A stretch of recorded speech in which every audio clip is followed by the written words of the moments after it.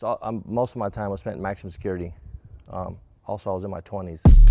Girl, don't call my phone up. I know where you been. You like to get messy when you out with your friends. I'm not scared to say that I'm insecure, but you're too scared to say that you want him more. I have things that I don't like, but I'm not gonna give that much life to it. So after going to Roseville and I fixed that club, then I decided to step down because I was tired of helping trainers that were ungrateful. And I knew that I could make more money because I knew how to make money by myself. So I got that club where it needed to be, and then I stepped down and gave it to somebody else after I hit goal. And I knew that I was gonna hit goal for the next 6 months, and I explained to the club manager, as long as you keep this going, you'll be fine. The moment that the next fitness manager came in, they didn't hit goal. And I knew that they were. But it's the person that they put in there, he just didn't have the same frame of thought that I did. He was a little bit more salesy. I was not. I was about helping people, and the sales came. So his way just didn't work. And then I went to downtown, and then I made 6 figures downtown, and then I got recruited by Lifetime, by Natasha. And they offered me a $30,000 signing to go to Lifetime before it even opened. And I was the highest paid employee, more than a club manager at Lifetime. So I made more money than the club manager. And every time that club hit, I hit. Because I brought employees and also people. I brought members, clients, and employees at Lifetime. And then 2020 happened, pandemic happened, then I started my own gym called Flex Fitness with me and a client, a business partner of mine. He was supposed to be a silent partner, but he was talking too much and he had some ideas that weren't really gonna work, and he was just gonna take the gym down, so I left. And then I went to Urban Sprawl. I still made 6 figures there too, by the way, and at Lifetime. And then at my gym, I was open for about a year, but it was extremely hard because I had to spend a lot of time there. So I was starting to have traumatic experiences from prison because I spent a lot of time there, and that was my first time I did shrooms. I did shrooms because I thought that it would help me to open up some doors that I had locked. It was the best thing that I've ever done in my entire life. I took 6 grams of mushrooms, and it was guided, and it literally opened up doors that were closed for many years, and I needed them open. Probably the best thing I've done in my entire life. And then I still do them occasionally, not that much, with the exception of that one night, and that's how I created my channel. I took, I don't know, 7, 8 grams. It was a lot. He just kept telling me to take more. So I took about 7, 8 grams of shrooms. I went to a rave, and I let loose. And then he was there with me. We came back to my house, and then I just started talking, and I came up with this idea on what if I tell my story, because for many years, like, I was a lot of shame with my story. Like, I have told him some personal things. He's asked me some personal things, and we've built a relationship where I feel comfortable answering his questions truthfully instead of lying about it. And I created this channel. Since I created this channel, it's actually helped a lot of people that you guys don't really know who they are, but between me and him, like, I feel like we've done a good thing. And then I also do speakings. I speak with juveniles that are juvenile hall. I speak at police offices, undercover cops now. So my pain or the shit that I went through, if I can talk about it and help somebody, that's what I'm willing to do. So once I closed down Flex, went to Urban Sprawl, and then Kenny got a hold of me. Kenny said that there's a new facility. By the way, I've never actually left one facility without actually making more. I've never left any facility without making more money because I refuse to do that. I'm not just jumping ship just so that I can make less. It makes no sense to me. So I'm always about making money. Just ask her. That's all. That's been a priority since I've been out of prison. I had 2 priorities when I got out of prison: my freedom, and make money. Yeah. And all else. And one doesn't come before the other. My freedom's important. Yeah. And the closest that I got to actually sacrificing my fitness was my freedom was my DUI that I got. And I got my DUI not because I was drunk. I got my DUI because I shouldn't have been driving. I wasn't in my right state of mind. Like, mentally and emotionally, I was going through a divorce, and I was in a dark place. And I shouldn't have been driving, but I came out for Desiree because I wanted to show up, and then the roads were wet, and I went over center divide twice. And these instincts that I have are still deeply rooted. So I thought I hit a car. I didn't know. I just took off. I had full insurance. I should have just fucking stayed there. But it had nothing to do because I was drinking, I assure you. My instincts just said run. And I ran. These instincts that were in prison or in my childhood are their traumas are so deeply rooted, and she can talk about trauma. And I had no clue that they were so deeply rooted. And because they were so deeply rooted, I had no idea that the man that I was, I wasn't a good partner. I just wasn't a good partner. I didn't learn about relationships. All I learned about was my freedom, finances, but not how to actually be in relationships, because you can't be in relationships with women the same you are in prison or in gangs. It's just a different level of relationships. Talking to a man is different than talking to a woman. We don't speak as much, we're very clear, we're decisive, we don't ask a whole lot of questions, seriously. And to us, it's like, all these fucking questions, we don't operate like that. But I understood that in order for me to be in a relationship, I had to take coaching. So I took 6 months of coaching, and I did that in 3 times. And then most recently I got an email from Brian, and they want me to come back and attest to all of the stuff that I've been doing through their coaching, and I have no problem doing it. At Self-Made, I make 6 figures here. I mean, to me, it's a no-brainer. And I use the word 6 figures because it's just $100,000. So you break down $100,000 in a month, it's not that much if you stop and think about it. For some people, that's like climbing a fucking mountain, because they're just not ready to put in the work to get there. So either you can charge more, you can work more, but that's not even going the right route. The big question is, where are you at in your life? Like, we talk about pouring from an empty cup. Like, I don't know what cups you guys are even working with. I have no idea. I don't know if you got like a little cup, you got a shot glass, you got like a huge cup. And what I mean by these cups is where are you at in life? When I was in prison, I came across this test, and I didn't realize that you can actually take a test and figure out like what you're gonna be good at. It's a self-awareness test. Like, all I did was study in there, that's it. All I did was study and correct myself. I had time management problems, I had loyalty issues, I had anger problems, rage. Like, I was just an angry fuck. I mean, you don't shoot people, you don't do the shit that I did, and you say you were a good person.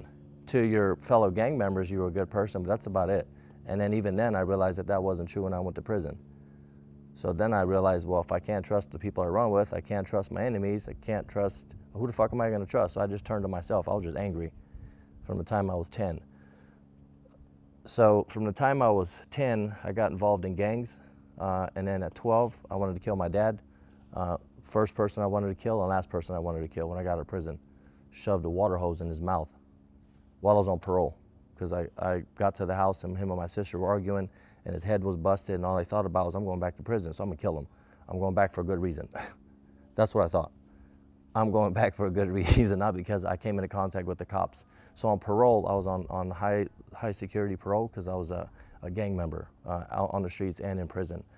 So then I was an ankle monitor. I don't think you met me when I was on ankle monitor, right? I was already off. The business I created, I was on ankle monitor. So I asked my parole agent, this was legal, I asked my parole agent if I could do this, and he thought I was crazy. His name was Cooley, and I still run into him when I go to Pig Bowl, and he still follows me on social media. And every time he sees me at the Pig Bowl, he comes up to me and shakes my hand.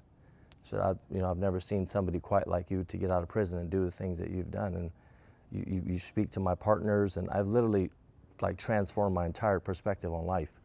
So when I do speakings with cops, they ask me if I ever had a problem with police officers, and I didn't, because they weren't my enemies.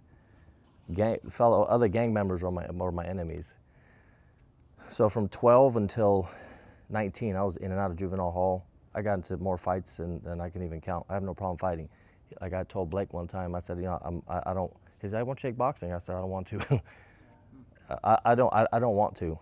I've been in a lot of fights, and I've hurt a lot of people. And that to me that's not a way of exercise, there's a way of my life. Like my life was on the line. I like boxing, I like fighting, but I liked it to the point where I enjoyed it in a bad way, not in a good way. Not like this is sparring, like I want to take your life. I've been in many, many altercations in prison where my life was on the line, more than just one-on-one, with those weapons involved.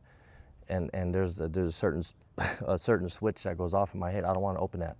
Like I've done so much in my life to end up where I'm at, and the last thing I want to do is to go backwards. And that was my rock bottom. And I don't know if you guys have hit rock bottom. I know you've hit rock bottom. Oh, I definitely have. So in order to appreciate the things that you have in life, I feel like the harder you've hit rock bottom, the more you appreciate it. And it doesn't mean that you don't go back and forth, but you got to keep climbing. And then I went to the California Youth Authority for 2.5 years, and I was like, that was fun too. Got into many fights there. All that just prepped me for prison. And then eventually 12 straight years in prison. Did a lot of bad things in there. I don't really want to go into it. I got a YouTube channel that I talk about all this stuff if you guys want to follow it. But I'm pretty vulnerable on my channel. And I feel like people need to understand that I'm at where I'm at because of all the stuff that I've been through. It doesn't make me, but I feel like it helped form me. I don't attach myself to that anymore. So whatever attachments you have that aren't going to make you successful, you may want to let them go. So one could easily say that from 10 till I got out of prison, I wouldn't have no chance. We don't have any law enforcement in here, but I don't know if you guys know what the recidivism rate is for people that go to prison and come out. 95%. Yeah, so it's extremely high. And then even when you do go for that length of time, right, because you do become very incarcerated, like it's really easy just to adapt and conform to all the jailing that people do. So I had to pull myself out of that. So I would say that's probably one of the biggest transformations that I've had to do for myself, right? Because from the time I was 10 until I was still in prison, all I knew how to do was jail and hurt people and cause violence. The last thing I want to do is help somebody do a squat. How about that? I'm just being honest. Like, if anything, I wanted to help you do a squat and never get up again. That was my level of understanding and the appreciation that I had, or the lack of appreciation I had towards humanity. And then to go from that to seeing myself help people with fitness, the only reason I do it because it saved my life. Like when I was in prison, my mom died. She died on the phone with me. And I didn't want to use drugs and alcohol as a crutch, so I stopped drinking. I stopped doing drugs while I was in prison. I stopped watching television. About 1 year to the house, I didn't watch any more television because it was a distraction. All the news, all the bullshit that the TV had on there, and I actually interviewed countless of inmates while I was in there so that I can ask them what they were doing and why they kept coming back. So they gave me all the answers that I needed. Because people will give you all the answers that you need. You just have to pay attention, open your eyes, not be distracted. So drugs was a distraction, alcohol was a distraction, and TV was a distraction. Those three things in prison are a distraction. And once I sobered up, also I was on medication. I took Prozac, and I was deemed mentally not well by psychologists and psychiatrists, so they put me on medication. And I took myself off of that because I thought they were trying to dumb me down because I took one. It was I forgot what it was, but I lost the ability to speak. It took my speaking away, and I couldn't speak. And they thought that I was messing with them, so they sent me to lockup because I couldn't speak, like legitimately. I couldn't use my tongue, and so I had to like write stuff down. And I was like, I can't speak because of the meds you put me on. So they locked me up, and then eventually I stopped taking it, and I started to speak again in prison. And that's when I knew that what they were putting me on was I don't know what it was, but I took myself off of it. So I stopped taking meds as well. So for about 4 years, no drugs, no drinking, and 1 year to the house, no television. And I read. I'd say the biggest book that helped me out was Napoleon Hill, Think and Grow Rich. And I devoured that book. And I applied all 17 steps I applied in there. So I can't convince you to read. But that's all I could do in prison. I can convince you to want more for yourself. And if that's going to seminars or going to speakings or even listening to somebody that probably knows a little bit more than you, you can do that. I think the biggest success that Self-Made has next to me, I'd say, is Blake. And he started just, I don't know, I think he started just a little bit after me. Yeah, about a month. So just 1 month after me, and I'd say that there's your next biggest success. I can count on one hand how many people have actually become successful at Self-Made, probably directly because I've given them tools on one hand, but there's two hands on how many people have come and gone. Do you know that millionaires and billionaires are such a small population? You ever stop and think about that? You know that poverty is a bigger population? And we talk about this middle class, whatever middle class is. There's a reason on why they're there. And there's a reason on why you're where you're at, Miles where you're at, Pedro where you're at, Dennis, me, Jen, and Blake. There's a reason. You know what the one reason is? Yourself. Yep. You. You know the biggest reason on why you're not where you want to be? Same. So you have your biggest and most powerful asset is you, and yet you also have your biggest and most detrimental person is you. So how do you gravitate towards one? Like, how do I go from all the shit I've been through as a kid, prison, shooting people, killing people? I would say that's pretty bad. So how do you go from that, like feeding that monster, to now feeding who I am? Hard work. Well, how do you go from that? That is a good question. I know how to. Have you always been this person, or do you think it was one thing that shifted everything? Or was it a matter of survival? Like, what was it? In prison? No, what made you Oh. make that shift? Like, what was the catalyst to... What was the moment of clarity? Yeah, That's what they call it. exactly. They call it a moment I of talked clarity. about this before. Which one was it? Two pivotal points in prison. When you were supposed to kill somebody in their cell and they didn't show up. Yep. You want to repeat that? When you were supposed to kill somebody in their cell and they didn't show up. Have you ever killed anybody?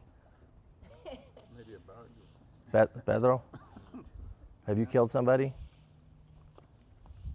Have you? No. What's the closest you've been to taking somebody's life? Never? Maybe a car accident, right? You know what I mean? Involuntary manslaughter. So most of my time was spent in maximum security. Also, I was in my 20s. How old are you? You didn't want to meet me at 24. Girl, don't call my phone.